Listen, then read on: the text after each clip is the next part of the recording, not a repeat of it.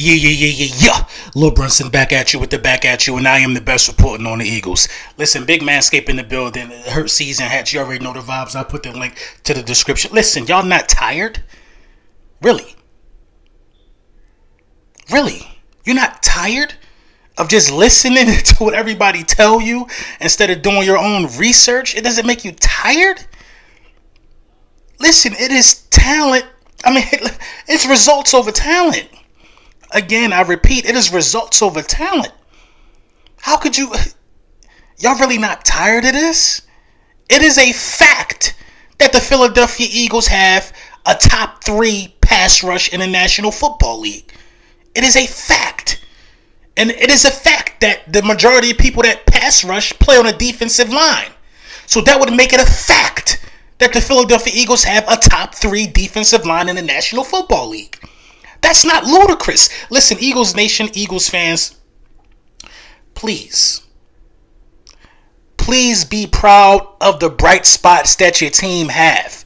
Don't listen to these guys and have these guys have you thinking that we are trash from top to bottom. We had a bad year. We got some new blood in the building. Expect things to change. Don't nobody out here saying we're going to win it all this year. Nobody's saying it, but expect us to be competitive and expect things to change. Don't let these people tell you that we were just terrible at everything we did. Because that ain't the truth. It ain't the truth. On one hand, they will praise Deshaun Watson for leading the league in passing yards, but going 4-12. But it's crazy for us to win our flowers as one of the best pass rushing teams in the National Football League when numbers and data back this up. Come on. And people want to say, well, everybody want to throw on they want to throw on their nerd glasses. They want to start talking like Urkel. They want to, Chase Young and Deron Payne. Deron Payne had 3 sacks, and this is no slight to them. I did enough talking about Chase Young. I'm done talking about Chase Young. But Deron Payne had 3 sacks. Come on. Are we running around with that? I think Deron Payne is a defensive tackle. Hargrave barely played, had 4.5 sacks. Are we really running around with this theory? Think about who on our defensive line first. Fletcher Cox. Javon Hargrave has been league known. I don't know if you guys study defensive tackles, but league-wide, he's been known as a top 2, top 3 defensive tackle in the game. For a very long time. He's been one of the best guys in the game. Which is why it was a bargain for us to get him. The Philadelphia Eagles were 3rd in sacks. The Philadelphia Eagles were 3rd in QB hurries. And the Philadelphia Eagles were 29th in blitzing. Let me explain to you how crazy these numbers are. How can you be 3rd in pressures? And 29th in blitzing? Meaning you're not even blitzing and you're creating pressure at the 3rd highest clip in the National Football League with barely blitzing. That is a great defensive line.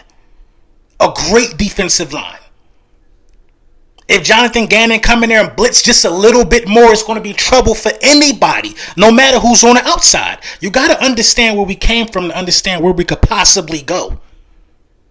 You got to. Everybody wants us to get another cornerback so bad because they can't get out of their head how things were with Jim Schwartz leaving bad dudes on the island. If we blitz a little more, which we will, we won't be 29th in blitzing again. If we blitz a little more, it's guaranteed coming into a new system that we're going to blitz more. We're going to blitz a little more. It's guaranteed. I guarantee you that.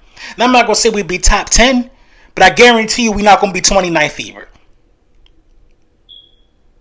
The defense was ran wrong last year, but the one bright spot was the defensive line. I repeat, 3rd in sacks. 3rd in the percentile that we was getting pressure. And 29th in blitzing. Nobody probably in the bottom 20 in blitzing is in the top 3 in sacks or the top 3 in hurries. Best defensive line in the division. Don't let these people scare you away from the facts, because that's all they're going to get you to do. They're going to make it seem like that you're losing your marbles by stating the obvious.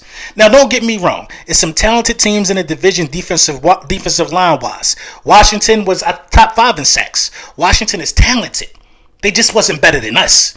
I don't give a damn who they got on the line or what their name was or where they was drafted. The numbers don't lie. They just wasn't better than us. They wasn't better than us. Now, the only way they could be better than us, now I don't know this. Were they 2 in pressures? You know? They wasn't better than us. Everybody likes to scoff at Ryan Kerrigan's 5.5 sacks, but don't really dig into the books and dig into the numbers to see how big of a deal that was.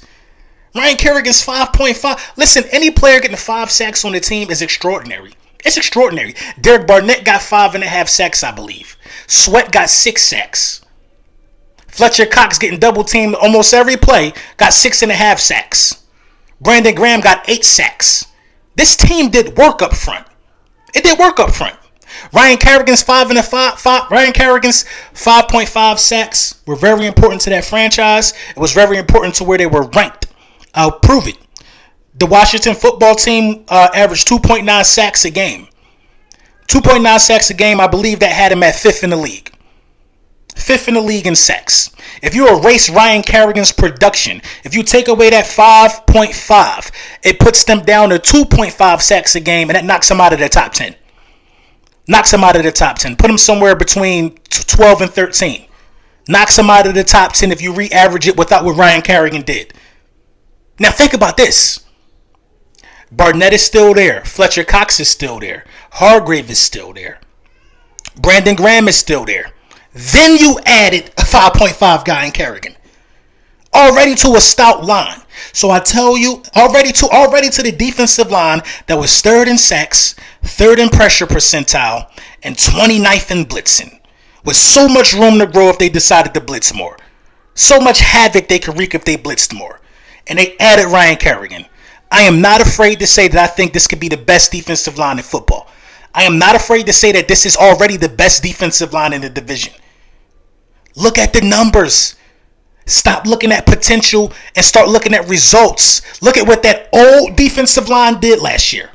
It created results. Results. That's all I care about is results. I don't care about who's more talented. What were the results? And the results are in the favor of the Eagles. Let me know what you think in the comments.